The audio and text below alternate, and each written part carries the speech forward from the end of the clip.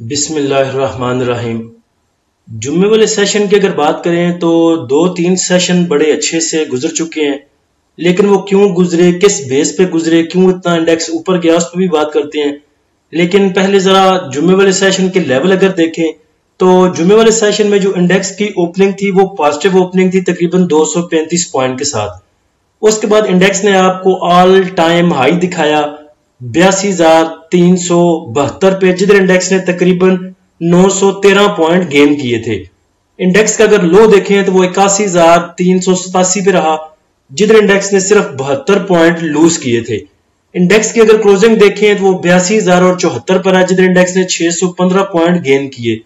Overall volume की बात की जाए तो बहुत देर के बाद 243 मिलियन के वॉल्यूम ट्रेड हुए KSE 100 इंडेक्स में। लेकिन अगर ओवरऑल देखें तो पिछले वीक के मुकाबले में इंडेक्स ने तकरीबन 2741 पॉइंट जो है वो गेन किए हैं सिर्फ इस वीक में। अब अगर इंडेक्स की मूव की बात करें तो पहले 2 दिन जो इंडेक्स ने मूव दी वो मारी को लेकर दी। सोमवार वाला और बुध वाला सेशन जो था, आप कह सकते हैं कि वो मारी की वजह से सस्टेन कर रहा था इंडेक्स उसमें। उसके बाद अगर जुमेरात वाले सेशन की बात करें तो वो इफर्ट और फर्टिलाइजर को थोड़ा सा चलाया गया। उसके बाद जुम्मे वाले सेशन की अगर बात करें तो बैंक्स को चलाया गया। तो बाकी जितने भी आपके स्टॉक हैं, ऑटो सेक्टर देख लें, सीमेंट सेक्टर देख लें, स्टील सेक्टर देख लें, किसी में भी एज सच वैसी मूव नहीं है। जितने भी स्टॉक्स में हमारे भाई 1 माह से स्टॉक हैं वो वैसे के वैसे स्टॉक हैं, और इंडेक्स बस 1-2-3 चीजों को लेके मूव बना रहा है और बाकी सब चीजें वैसी की वैसी खड़ी हैं। अब नेक्स्ट ये बात है, काबिले गौर जो बात है कि इंडेक्स अगर आपका इधर ही सस्टेन करता है तो फिर हो सकता है कि आपका इंडेक्स ज्यादा अपसाइड मूव ना बनाए, लेकिन जो स्टॉक ऑलरेडी नीचे इंडेक्स का मुंह देख रहे थे, अब उम्मीद है कि उनमें थोड़ी सी मूव आनी स्टार्ट होगी। जैसे कि आपने देखा कि सीमेंट सेक्टर में जुम्मे वाले सेशन में थोड़ी सी मूव थी, auto sector end of time जाके थोड़ा सा हिला, गेल तो नहीं हिला लेकिन आप कह सकते हैं एच कार और GHNI में थोड़ी सी मूव थी, साजगार ने भी आपको मूव दिखाई। तो अगर इंडेक्स आपका इधर सस्टेन करता है तो फिर लगता है कि जो स्टॉक है वो भी अपनी मूव दिखाएंगे। IMF की मूव नहीं मिली आपको, इंटरेस्ट रेट की मूव नहीं मिली, वैसे भी सब चीजें जो एक कह सकते हैं आप कि जो हडल है या जिससे डर रहा है हमारा इंडेक्स, वो वही सियासत के और अदलिया के चक्कर हैं जिसको लेके थोड़ा सा इंडेक्स हमारा जो है वो पैनिक में है। बाकी इंडेक्स क्यों सस्टेन कर रहा है या क्यों ऊपर जा रहा है तो वो जाके फिर FIBLP देखते हैं, तो इंशाल्लाह चीजें क्लियर होंगी कि इंडेक्स जो है वो चाहता क्या है। टॉप एक्टिव स्टॉक में देखें तो सबसे ज्यादा जो वॉल्यूम जनरेट हुए वो छोटे स्टॉक में है। बड़े स्टॉक में सिर्फ OGDC आपको नजर आ रहा है, HBL, PPL, हबको, ये 3-4 स्टॉक हैं जो बड़े स्टॉक्स में है, बाकी सारे वही कचरा स्टॉक चले। टॉप पॉइंट कंट्रीब्यूटर अगर सेक्टर वाइज देखें तो कमर्शियल बैंक्स में मूव थी, 634 पॉइंट गेन किए। उसके बाद बाकी तमाम सेक्टर देख लें, किसी बेचारे ने 22 पॉइंट गेन किए, 30 पॉइंट, 37 पॉइंट। लेकिन अगर मेन में देखा जाए तो सिर्फ कमर्शियल बैंक्स में ठीक ठाक मूव थी, और उसके बाद सीमेंट सेक्टर थोड़ा सा मूव करता हुआ नजर आया। टॉप पॉइंट कंट्रीब्यूटर अगर स्टॉक वाइज देखें तो HBL ने सबसे ज्यादा पॉइंट गेन किए, तकरीबन 164 पॉइंट। उसके बाद पॉजिटिव साइड पे MEBL, MCB, UBL, luck, SRVI, BAFL, पोल सिस्टम और FABL। नेगेटिव साइड पे अगर देखें तो OGDC, PPL, effort, FFBL, हबको, TGL, थल, मुगल, MBP, LCI। PPL को देख के एक बात याद आई जो आपके साथ शेयर भी करनी थी, वो ये कि जो भी आप रिजल्ट बेस्ड स्टॉक जो है वो चूज करते हो, आप लेते हो रिजल्ट बेस्ड स्टॉक देखने के लिए कि इसमें मूव मिलेगी और हमें अच्छा गेन मिलेगा। तो देखिए इसमें करना ये चाहिए कि अगर रिजल्ट बेस्ड स्टॉक किसी भी रिजल्ट की जो है वो बोर्ड मीटिंग अनाउंस होती है तो उसको ले लें। बोर्ड मीटिंग अनाउंस होने से लेके वो आपको रिजल्ट वाले दिन तक अच्छा गेन दे जाएगा। अच्छी स्ट्रेटजी ये है कि उसको फिर रिजल्ट वाले दिन, उसका रिजल्ट अनाउंस होने से पहले उसको निकाल दे, जैसे कि लास्ट डे में PPL के साथ हुआ। फिर जब रिजल्ट अनाउंस होता है तो फिर अगर उसका अच्छा रिजल्ट भी अनाउंस होता है तो जो उसकी मूव मिलती है वो वक्ती तौर पे मिलती है, उसके बाद उस स्टॉक ने लाजमी नीचे ही जाना होता है। तो जब स्टॉक की बोर्ड मीटिंग अनाउंस हुई तब वो आपको मिल जाता है रीजनेबल प्राइस पे। रिजल्ट वाले दिन तक उसको निकालें, अच्छा गेन ले, उसके बाद रिजल्ट अनाउंस होने के बाद 1-2 दिन बाद फिर उसको पकड़ें, वो आपको नीचे के रेट्स पे मिल जाएगा, उसे अपने पास रखें और फिर X डेट होने से 1 दिन पहले तक उसको अपने पास रखें। उम्मीद है कि इंशाल्लाह जितना उसने डिविडेंड अनाउंस किया होगा एक्स डेट से एक दिन पहले तक वो आपको उतना गेन दे जाएगा। उसकी बड़ी मोटी मिसाल आपके पास देख लें। एक तो रिसेंट जुमे वाले सेशन में पीपीएल था, पीपीएल का देखें, अब जो भी था पीपीएल के पास, जितने भी फंडामेंटल थे, जितने भी टेक्निकल थे, जो भी कह लें, वो उसके पास जुमे वाले सेशन में पहले टाइम पे उसके पास थे। तो इस बेचारे ने आपको 117.45 का हाई दिखाया, उसके बाद रिजल्ट भी इसका अच्छा आया, पिछले जो इसका रिजल्ट था उससे रिजल्ट भी अच्छा आया, उसके बाद डिविडेंड भी अनाउंस किया, फिर भी इस बेचारे को जाके उन्होंने जूते पड़वा दिए। 110.80 पे 110.15 पे जाके ये मूव कर रहा था। तो मुझे नहीं लगता कि हमारी मार्केट में कुछ रिजल्ट को इतना अच्छा फोकियत दी जाती है। पोल को देख ले, बेचारे ने 70 पे डिविडेंड दिया था, कहां 6 पे मूव कर रहा था, उसको उठा के नीचे मारा तकरीबन 578 पे, 579 पे, और अब देखें फिर उसको थोड़ा थोड़ा सा उठा रहे हैं। तो जो मैंने स्ट्रेटजी आपको बताई है वो अगर पोल पे आप रख के देखें तो इंशाल्लाह बिल्कुल एग्जैक्ट वही स्ट्रेटजी आपको नजर आएगी। अब पोल का और पीपीएल का कंपैरिजन कर लें। पोल की जब बोर्ड मीटिंग अनाउंस हुई थी तो उसका रेट चल रहा था 576, 574, 575। उसकी बोर्ड मीटिंग अनाउंस हुई, रिजल्ट आने तक उसने आपको दिखाया 620। 620 दिखाने के बाद उसने डिविडेंड अनाउंस किया 70 पे, जो कि बड़ा ही एक आउटस्टैंडिंग देखे तो डिविडेंड है, लेकिन फिर भी वो बेचारा 620 से वापस आ गया 578, 576, 580 पे। फिर दोबारा अभी उसकी जो एक्स डेट है वो मेरे ख्याल से अक्टूबर में है, 10 अक्टूबर या ऐसे उसकी जो है वो एक्स डेट है। तो रिजल्ट अनाउंस होने के बाद देखिए फिर वो गया 576, 580 पे, और अब वो दोबारा 619 पे, 615 पे मूव कर रहा है। सेम उसी तरह पीपीएल को देखें, कहां पे 110, 180 पे मूव कर रहा था, रिजल्ट आने वाले दिन तक 117 तक गया, रिजल्ट अनाउंस हुआ, फिर दोबारा नीचे 110 तक, और फिर उसकी क्लोजिंग जो आई वो 113 पे आई।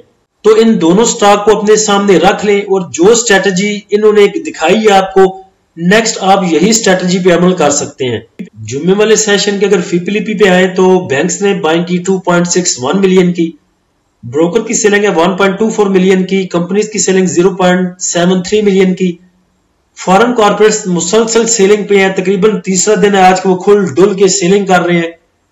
जुमे वाले सेशन में उन्होंने सेलिंग की तकरीबन $16 मिलियन की। उसके बाद नीचे फॉरेन इंडिविजुअल्स ना बाइंग ना सेलिंग, इंडिविजुअल्स की बाइंग है 2.95 मिलियन की, तकरीबन $3 मिलियन की। इंश्योरेंस कंपनीज की सेलिंग है 0.40 मिलियन की। म्यूचुअल फंड मुसलसल बाइंग पे है और इसकी बाइंग है जुमे वाले सेशन में तकरीबन $8 मिलियन की। एमबीएफसी की बाइंग 0.11 मिलियन, अदर ऑर्गेनाइजेशन की बाइंग 3.32 मिलियन की, ओवरसीज पाकिस्तानी की बाइंग 1.08 मिलियन की। जब फॉरेन कॉर्पोरेट्स मुसलसल होल्ड पे था और बाइंग पे था तो मैंने आपको बोला था कि इसकी जो बाइंग है वो 80,000 के आगे पीछे की है। तो ये 80,000 के पास पहले इंडेक्स को लेके जाएंगे, जैसा भी लेके गए, या होल्ड करके या फिर बाइंग करके। जब इंडेक्स हमारा पुराने रेट्स में चला जाएगा जहां पे इन्होंने बाइंग की थी, फिर ये अपना माल रिलीज करना शुरू करेंगे। तो देखें 3-4 दिन से आपका इंडेक्स जो है वो 80,000 के राउंड अबाउट मूव कर रहा है और तकरीबन 3-4 दिन से ही फॉरेन कॉर्पोरेट्स मुसलसल सेलिंग पे है। एक बात और भी की थी ग्रुप पे कि ये कोई ज्यादा बड़ी बात नहीं है कि कोई एक अदारा सेलिंग पे आता है। फॉरेन कॉर्पोरेट्स ने पीछे भी एक दफा सेलिंग की थी तो इंश्योरेंस कंपनियों ने तकरीबन 16 मिलियन का बाय किया था। अब जब फॉरेन कॉर्पोरेट सेलिंग पे है तो म्यूचुअल फंड बाइंग पे है। म्यूचुअल फंड की जो बाइंग थी पिछले सेशन में, जुमेरात वाले सेशन में भी अच्छी बाइंग थी, उसके बाद जुमे वाले सेशन में भी म्यूचुअल फंड ने अच्छी बाइंग की, उसके बाद अदर ऑर्गेनाइजेशन ने थोड़ा सा साथ दिया म्यूचुअल फंड का बाइंग करने में, और बैंक्स भी साथ दे रहे हैं म्यूचुअल फंड का बाइंग करने में। अब अगर बड़े मगरमच्छों का मूड है कि इंडेक्स हमारा 83,000 को टच करे, 84,000 को टच करे और ये माल अच्छे तरीके से पहनाया जाए, क्योंकि इंडिविजुअल्स की बाइंग $3 मिलियन की कुछ भी नहीं है। जहां पे म्यूचुअल फंड ने 8 मिलियन का उठाया, अदर ऑर्गेनाइजेशन ने 4 मिलियन का उठाया, तकरीबन ये बनते हैं 11-12 मिलियन। ओवरसीज पाकिस्तानी का 1 मिलियन है 13 मिलियन, और 2 मिलियन जहां पे 14-15 मिलियन की बाइंग है बाकियों की, वहां पे इंडिविजुअल्स की तकरीबन 3 मिलियन की बाइंग कुछ भी मैटर नहीं करती। तो अगर इन्होंने खुल डुल के अगर माल पहनाना है इंडिविजुअल्स को तो ये सस्टेन करवाएंगे इंडेक्स को 83,000-84,000 पे लेके जाएंगे, और वो ऐसे ही होगा कि इंडेक्स चाहे हमारा ओवरबॉट है, एक आध इदारा सेल करेगा, दूसरा इदारा बाय करेगा, जब दूसरा सेलिंग करेगा कोई तीसरा बाइंग पे आएगा, जब तीसरा सेलिंग पे आएगा तो कोई चौथा बाइंग पे आएगा। तो ये ऐसे ही एक दूसरे को दे के, जैसे वो हॉकी की टीम में होते थे, सलीमुल्लाह कलीमुल्ला दो भाई थे, वो एक दूसरे को पास देते रहते थे। वो कहते थे अब गेंद सलीमुल्लाह के पास, अब गेंद कलीमुल्लाह के पास। तो ये सलीमुल्लाह कलीमुल्लाह के पास ये गेंद रहेगी जब तक ये इदारों के पास बाइंग सेलिंग रहेगी। इंशाल्लाह इंडेक्स आपका सस्टेन करेगा, और अगर इंडेक्स सस्टेन करेगा तो जो सेक्टर आपके मूव नहीं किए अब तक, इंशाल्लाह वो भी मूव करके दिखाएंगे आपको। जीएचएनआई अगर आगे लग गया है तो उसको थोड़ा सा मूव करने दें। अब जीएचएनआई का और गेल का ज्यादा डिफरेंस नहीं है, बिल्कुल पास पास खड़े हैं। तो जीएचएनआई मूव बनाएगा, आपको आगे की दौड़ पकड़ेगा, 12-13 रुपए अपसाइड दिखाएगा, तो पीछे से गेल भी चलेगा, सासगार भी मूव दिखाएगा। और जिन जिन भाइयों के स्टॉक है वो इंशाल्लाह उम्मीद है कि उनको निकलने का मौका मिलेगा। फॉरेन इन्वेस्टर की सेलिंग सबसे ज्यादा है, तो देखें तो किसी एक सेक्टर में उन्होंने नहीं बेचा, बल्कि क्रॉस द बोर्ड तमाम वाट लगाई उन्होंने। सबसे ज्यादा जो उनकी सेलिंग है वो oil and gas exploration companies में है।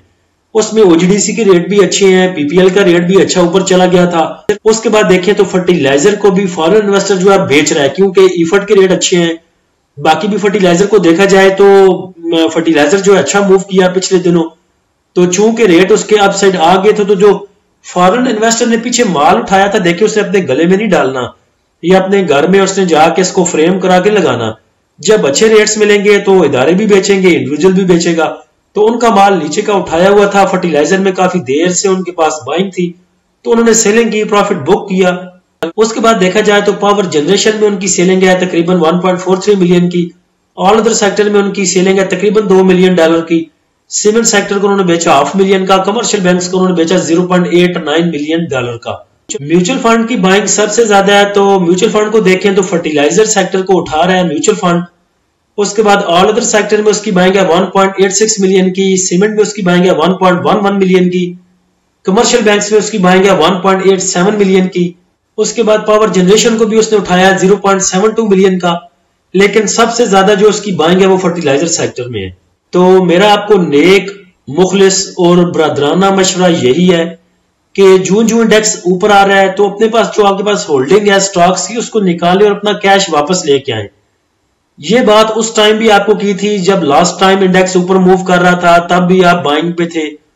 तो मैंने बोला था कि डिप का वेट करें, अपसाइड पे कभी भी अपना टोटल कैश यूज ना करें।